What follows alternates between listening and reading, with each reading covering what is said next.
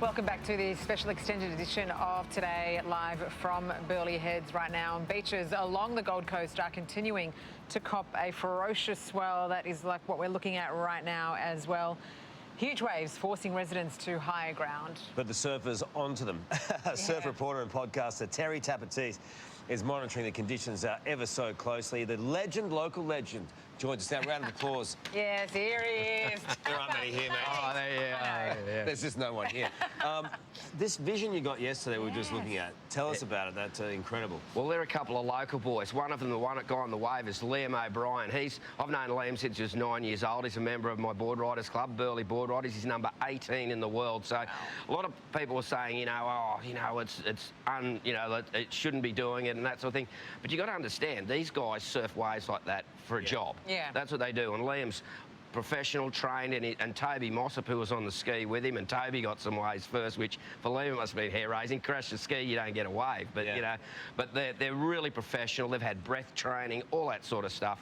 And so, the hardest thing for Liam is how he's going to get to Portugal for the next round of the WSL. He's got to get out of here. I mean, the legends are talking about these waves as once in a generation. I mean, this particular area and further south around Snapper Rocks, Mick Fanning, Parko, Aussie. I mean, they were loving it.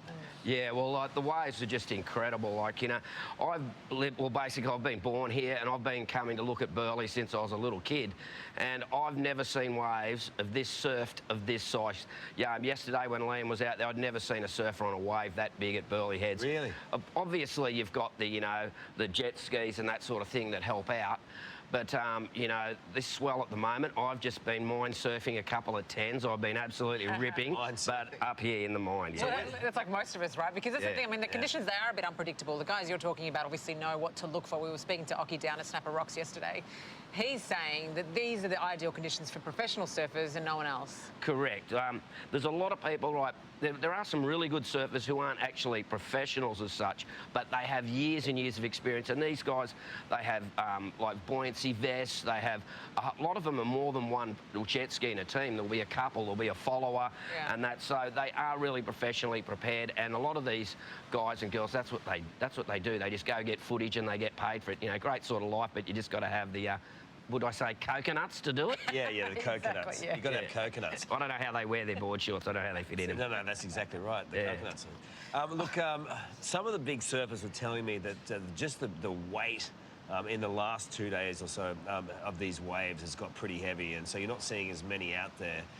For you personally, and you're in tip-top shape, when did and Mick Fanning went out there and that wasn't me dropping in on him, by the way. It wasn't. I heard that's what you did. That's how he got the cut on his. No. I stopped surfing about Wednesday. I think I was out there on a pretty big board, and it was hard work, and definitely, I got a bit of surf fitness and a lot of years of experience, but that's what people have to think when they're looking at the ocean. I always say, if you look there and you think, well, if I lost my board and I had to cop about 10 of those on the head and swim in, what would I think? And if you've got to stop for a second and hesitate, don't go out. Yeah. Well, that's me, mate. I'm stopping just looking at it. I mean, I've got no clue what it's like to be surfing out there. You're like Grant Kenny in the ocean. Look at me go. Just you won't. I'm like Kelly Slater.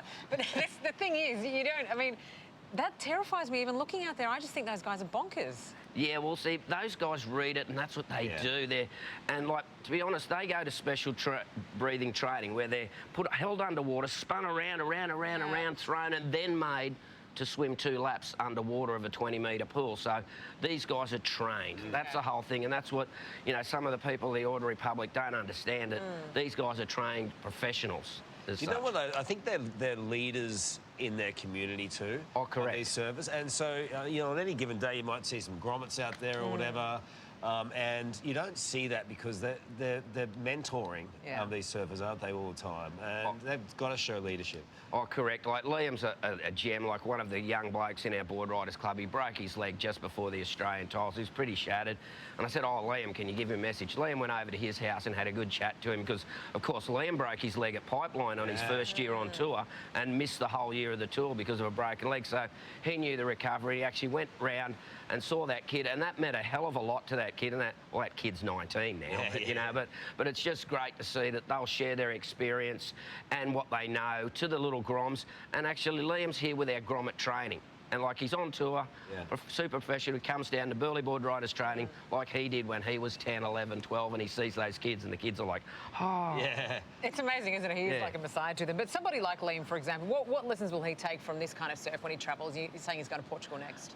Well, in Portugal, it's very much big, powerful surf they have there, and it's sort of like unorganised. That day he was out there, it was unorganised, so it's like picking out the gems in an unorganised ocean. I was sitting there going, how the hell are they picking it out? Like the first guy, they say, oh, the first guy's got the chance to get the waves, but the first guy's got to work out what the waves are doing. So the second guy on the jet ski sort of gets to work it out while he's trailing around. It's you know, a lot of knowledge goes into it, Whereas the previous day on Tuesday, I think when we arrived, it was like pipeline. It was just beautiful sets coming in, right?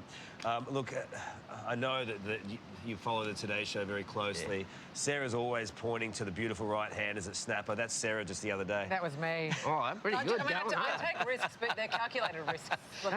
That's a great manoeuvre, that one, the express flyout. Absolutely. I didn't see you out there capturing me. Next time. No, I was probably in the water on my 6'10", causing havoc.